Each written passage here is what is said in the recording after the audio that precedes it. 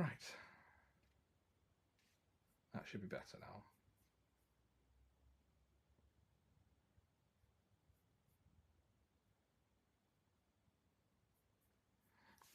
Okay, so I think it's working now. I'm just going to give it a second. Yeah. And the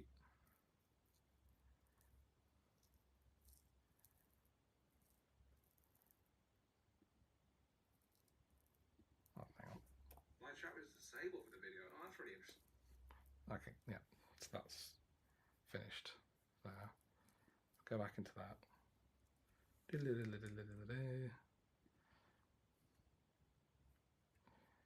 Live. There we go. Right, I think I know what I'm doing now. Flipping Nora. Right. Good. Okay, we can get started. Oh, flipping Nora. What is it? It's quarter of an hour after I said we'd start, but again, never mind. All right. Welcome to World Cup Day 15. We're on now, and this is just a quick little video, just to test out the streaming software stuff, but also I want to just explain a little bit about what's been happening the last few days, and then talk a little bit about tonight's game, and then we'll do another live stream after the game tonight, talking about the game and what happened.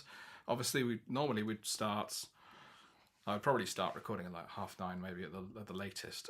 But because tonight we might have extra time penalties, we don't know when. Just so when the game finishes, it's probably, roughly speaking, when I'll go live, thereabouts. Maybe given about half an hour. There you go. So to start with, I'll just go through the England team, which is now available, and it's in there we go. So England: Pickford, Walker, Stones, Maguire, Shaw, Henderson, Rice and Bellingham in the midfield, and then Saka, Kane, Foden up front. Pretty straightforward team. I think it kind of makes sense to me. Rashford hasn't been completely consistent. He's been all right in bursts, whereas Foden, you can just tell like the way he contributes to the play is brilliant, and I think he can play off the left very, very well as well. Whereas Saka is not really as good at that. He can do it probably, but I think he's much better cutting in off the right hand side. So England definitely have a very technical team now. It's very technical, not as physical. I think Rashford probably would add a bit more physicality, even though I wouldn't say he's the strongest, but he's definitely up there in terms of physicality. And then obviously the rest of the bench, as it were. Senegal line out like this with Mendy, and then Sabali, Koulibaly, and Jacobs, and Diallo and Jacobs. I don't have a clue how you say that. At the back, and then it's Mendy and Diatta behind. No, it's not. It's Cease and Mendy behind Diatta, and Dye and Sarr, and then Dia up front. Sarr's probably the biggest threat in this team. Nampalys Mendy playing as well is interesting because he didn't start. I don't believe he started the last couple of games, and he's come in for Idrissa Gueye, who got a yellow card in the last game and therefore had to miss this last 16 game. Really big game this for England. If they win, they set up a game against France, which I think is as far as England are going in this tournament. If you saw France earlier, goodness me, they were very, very good. I think there was a period in the first half where they looked a bit dodgy. Like Poland had chances; they could easily have gone 1-0 up, and I think the game would have been very different had they done so. But France ended up scoring a really late goal in the first half through Giroud, and in the second half, Mbappe scored twice, 2 brilliant goals again. And the guy is just insane. He's just very. If I wasn't an Arsenal fan, I'd say he's better than Thierry Henry, but I'm not going there yet. He's still got a long career to prove that. But I'm pretty sure he'll become the leading goal scorer in French football for the national team whenever that comes around, because he's scored a lot of goals, and he might well actually. I don't know how many goals he's got now in the World Cup, but he must not be too far off of the record, which was set by Closer. I think that's 15 goals, 15 or 16 goals in the World Cup. Mbappe must be on 8 or 9 by now, and he's early 20s still, so you can see him playing for another 3 World Cups potentially. Can you imagine? That would be unbelievable if he did that. Actually makes me kind of want to go and do a FIFA career mode with that, just to see how many goals he could score in a World Cup. But yeah, he's amazing, and I do think France I've said right from the start, France are favourites, and I think they absolutely will. They will beat England, and then it'll be about, can they beat Spain? Yes. Can they beat Brazil or Argentina? I think if Brazil got through, that's the one, I think, and maybe possibly Argentina, based on the fact that they have gotten better every game they've played. Those two might be the difficult one. But I've got to say, like, not to say that England and Spain aren't difficult, but I do think that they are better than those two teams. And it's just about whether they can keep their heads. I think, as is very often said about a France team, if you don't keep your head, then it's very difficult to win a World Cup, because if you lose your head at any point, you could end up losing 3 or 4 goals and you're out of the tournament. So, yeah, it's a good. It was a very good game for France in terms of how they played. Yes, they lost the goal at the end, but that was a bit kind of. I think the penalty was awarded in the final minute of stoppage time. Ended up scoring, although he missed it first, and then Lewandowski got to retake it because Lloris was off his line. And something interesting that actually the commentary team brought up was that he does this ridiculous kind of almost gallop step. It's supposed to be a stutter, but it's not really. It's like imagine if an ostrich were to take a penalty. That's what I would imagine it would look like. He just kind of hop and then sticks a massive foot up in the air, ready for the backswing to score. And that backswing actually caused Lloris to come forward towards the ball and completely forget that he had to stay on his line for when he actually takes the penalty. The second time he does it pretty well. He watches the goalkeeper, sends him the wrong way. But like, I just think I don't like that run up at all. I think it looks uncontrolled when Lewandowski does it as well. Whereas I remember when Jorginho's done it, he's even done that, and the goalkeeper's gone the right way, and he's still scored. Because that's very impressive. Because usually that tactic is all about, can you score, not score. Can you, if you're going to score, you're relying on the goalkeeper from going to go the other way, not to go the same way. If you end up going the same way and taking that kind of penalty, very unlikely that you're going to score, because they'll read exactly where it's going. But yeah, they did it amazingly well. Really, really impressed. So yeah. England have got a very difficult task ahead of them if they beat Senegal tonight, which the game is only about 40 minutes away, and I need to put my pizza on, so I'm not going to be here for too long. So the other things to talk about then, just the results from previous World Cups. And if you have any messages in the chat or anything while you're watching, you happen to be watching this live, then please just leave them, and I'll make sure I get to them by the end of the video.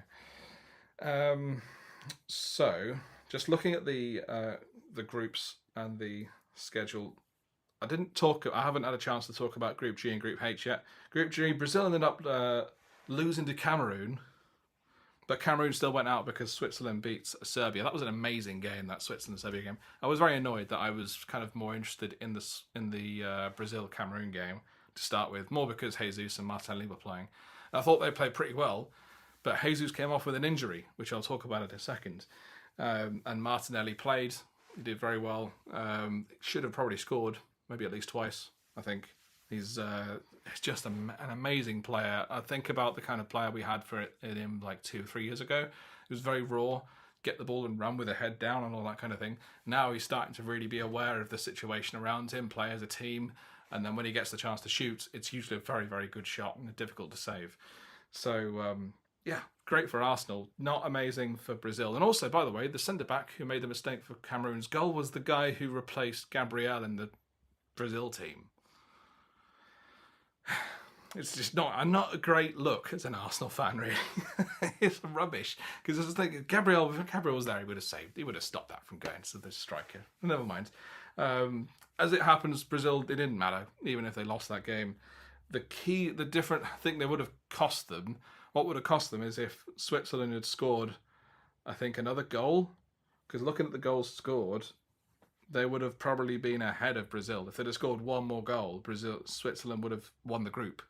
I believe that's how it works. I think it's goal difference, goals scored, and then head to head. I think it might be goals scored, then it might be goal difference and then head to head. I'm not sure.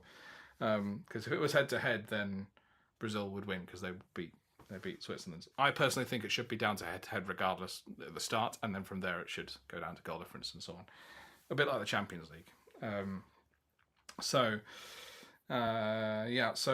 if Switzerland had finished first in the group, let me just tell you what would have happened in terms of the knockout stages. So Brazil are currently playing South Korea in the last 16. They're playing that game tomorrow night.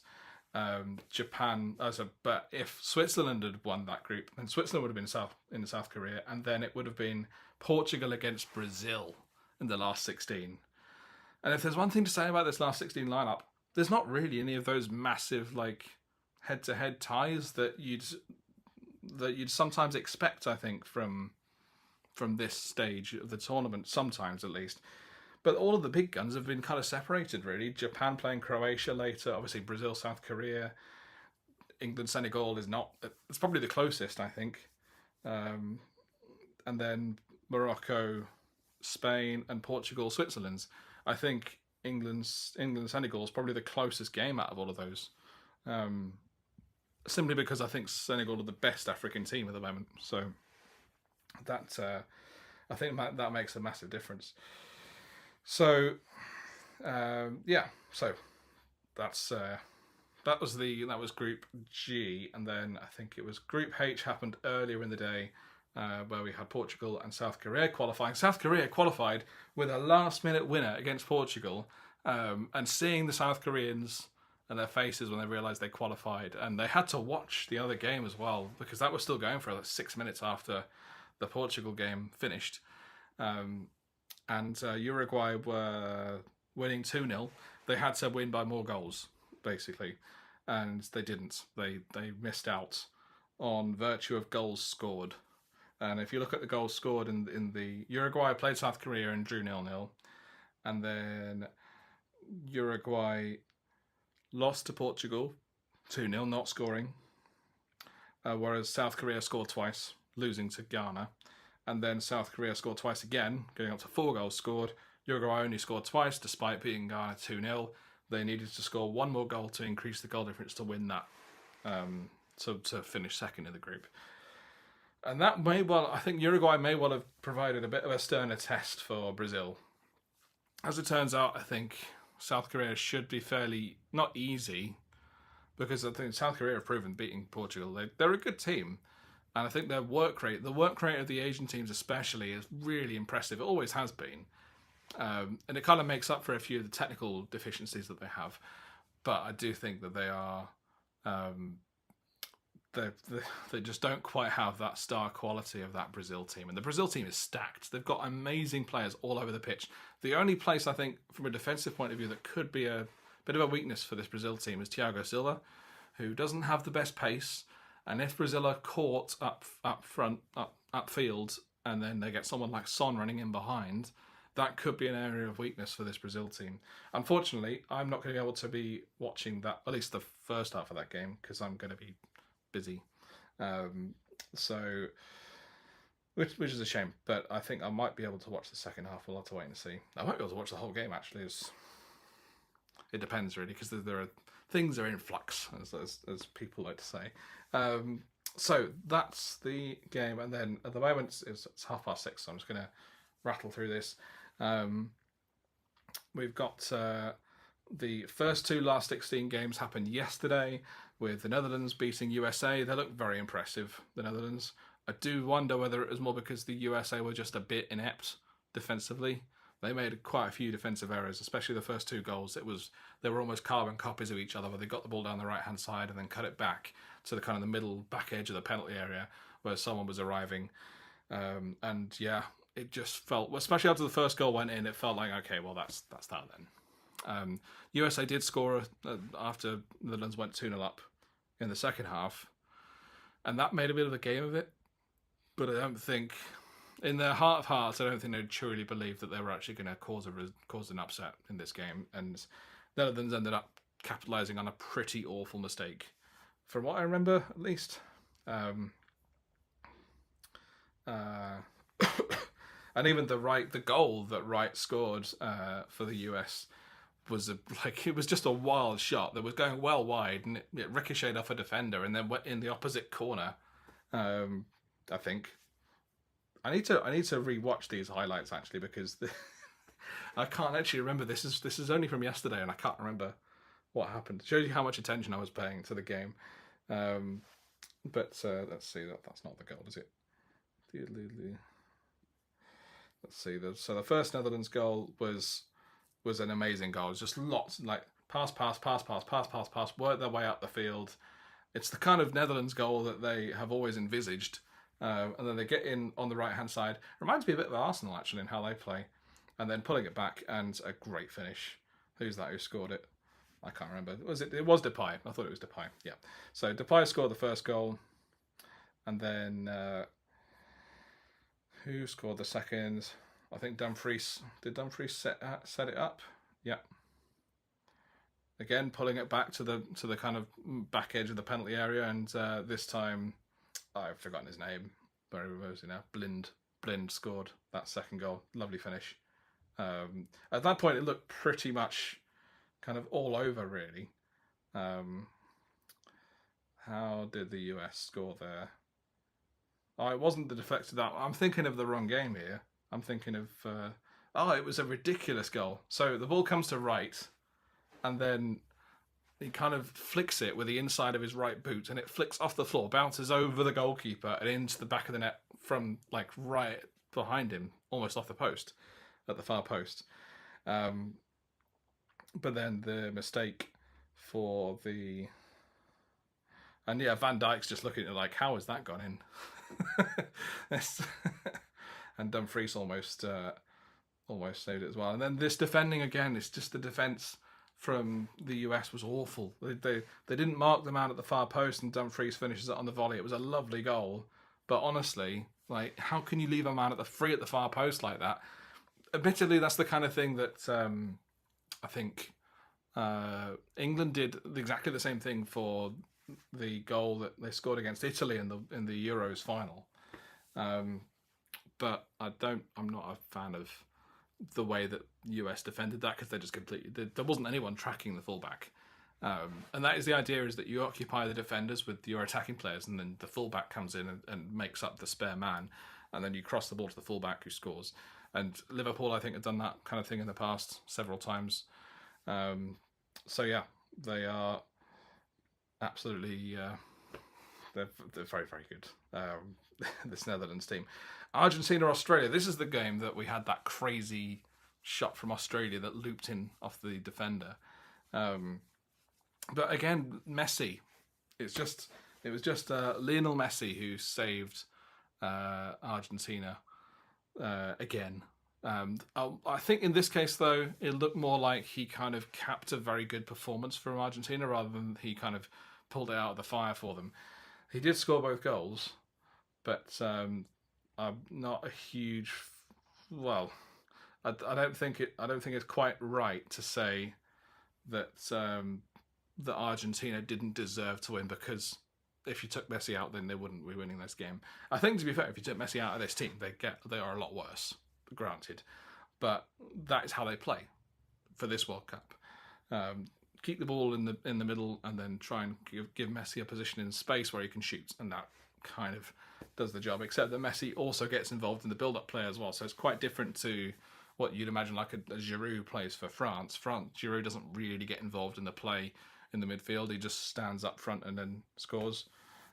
Whereas, yeah, and this second goal as well is just...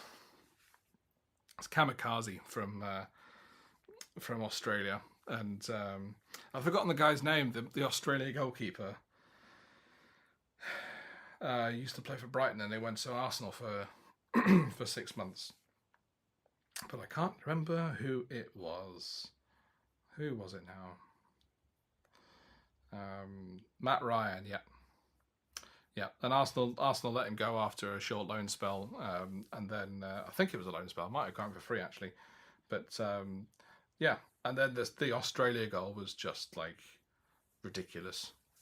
I couldn't believe that had happened. It comes off the defender's face as well. So it comes off just a, I think it was his face. It comes off his face. Otamendi, oh not Otamendi. Someone else comes in and just tries a flying block, and it just catches the front of his chest and then goes in. It's really, really unlucky from Australia. The kind of goal that you concede if you're Arsenal and you've dominated the game for 75 minutes, and then you concede a goal like that and then lose the game 1-0. That's the kind of thing that you'd expect. Yeah, this Argentina team, very, very good. They're way better than they were when they started. And I think Australia, to start with, they pressed and they really made a big impression on this Argentina team and made it a little bit difficult to start with, but I think it became more obvious the further into the game they got. They were feeling less and less able to control what Argentina were doing, and Argentina were just swamping them at that point. And that's, I think, roughly when Messi scored as well. So, yeah, a good... And that sets up a Netherlands-Argentina quarter-final, which I'm really looking forward to. I'll be able to watch that as well. So... That's going to be fantastic. And then this game that we're watching tonight will set up the other quarterfinal, which will be the Saturday evening one. That will be one they're happening. So Friday and Saturday are the two quarterfinals, which is interesting because they're not spacing them out like they've done before, where they've had a Thursday, Friday, Saturday, Sunday, and they've all been on the evening. That's interesting. They're probably to do with them trying to kind of truncate the World Cup a bit more, so they've got more time. Oh, they've got because they have less time to complete this World Cup, really. So, but this will be the Saturday evening game. England against France, potentially, or Senegal against France. We'll have to wait and see. Right, how are we doing for time? We've got 25 minutes till kickoff. I'm trying to think of anything else. Oh, Jesus. So Jesus' injury. Goodness me, this was a shock to the system when I saw that he was coming off, and it was an injury to his knee. He did walk off, which is a good thing. It's not like he'd completely ruined it and he had to have surgery. But it sounds like the kind of thing. Apparently, he's been struggling with it for a few months, and I think it sounds like the kind of thing that will eventually need surgery. In my head, when you see someone struggling with that kind of thing and they're playing through it, if anything, you just make it worse. And you come to a point where you either have surgery or you never play again. So that's probably might be what ends up happening. What I'm hearing, the rumours are saying 3 months. Can Arsenal afford to have him away for 3 months? It's difficult to say. Given that our backup is in Nketiah, I don't think so. It's going to be... I mean, it's not as if we're going to fall off a cliff or anything. I don't think that's the case. I think the problem is that I think the way the table is, and we're kind of talking not about non-World Cup stuff now, but the way the table is, it's not necessarily... I know we've got a 5-point gap, but I think once you go past that 5-point gap, you're falling into the clutches of like Tottenham, Man United, Newcastle, and those teams. And if you start to lose, like if you lost 3 games on the trot, obviously I think if Arsenal lost 3 games on the trot, you can forget the title. That's not happening. But if you lost 3 games on the trot, I think Arsenal would probably find themselves, psychologically at least, in a fight for top 4 rather than in a fight to win the league.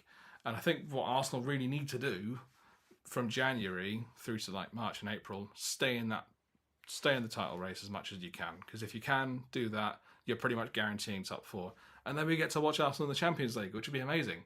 There is a really difficult schedule coming up in kind of December, back in December and into January. I think we're playing Tottenham and Liverpool. And we've got Man City, I think. Can't remember. We're also playing Oxford United as well, away from home in the FA Cup. So that Jesus injury is really sad. I really feel for him because he had a new lease of life at Arsenal. As soon as he came, you could tell he was invigorated. He was ready to prove everyone wrong that he wasn't the striker that Man City wanted. And in the end, I think it seems to happen to Arsenal a few times really, where this kind of thing would happen. I remember when we bought Eduardo in the January of 2008, and then he scored. He had an amazing. Or it might have been. Was it then or was it earlier? I can't remember if it was January. We bought him in the summer, and then he just didn't make it into the team until much later. But the minute he started playing, he scored goals all the time, and it looked like he was going to spearhead Arsenal to potentially winning the league. And then he got absolutely cropped away to Birmingham, and that ruined his career. Absolutely ruined it, and it was a horrible injury as well. I remember seeing images, and oh dear, absolutely shocking. So that's that Jesus injury. Hopefully, isn't too bad. Hopefully, he'll come back. But I also want him to make sure he comes back injury free. What I don't want to do, if it is for Arsenal to say, yeah, you can take a few weeks off, but then you're coming back, and we'll just give you a pain injection, you'll be fine. I don't think that's the case. I really hope they don't do that, because that could end up leading to problems further down the line. And generally speaking, with injuries like that, you just want to get the deed done, get it done, get out of the way, move on to whatever it is next that you're doing. So yeah, so that's Jesus. We don't have to worry about that now till we play West Ham, I think, on Boxing Day. So a little bit of time to go. It's now 22. I'm going to go and put on a pizza, and I will see you guys after the football tonight, where we're going to summarise the England game, and then we're going to talk about what's to come, assuming, hopefully, that England win. If England lose, then we're going to be kind of taking apart this England team as like, what's gone wrong for Southgate? And presumably as well, just to bear this in mind, if we lose tonight, bet you anything that Southgate will leave. Bet you anything. Because it's basically like going back to the drawing board, really, going out in the last 16, given that we made the semi-finals and the final in the last two tournaments. So anyway, enjoy the game if you can.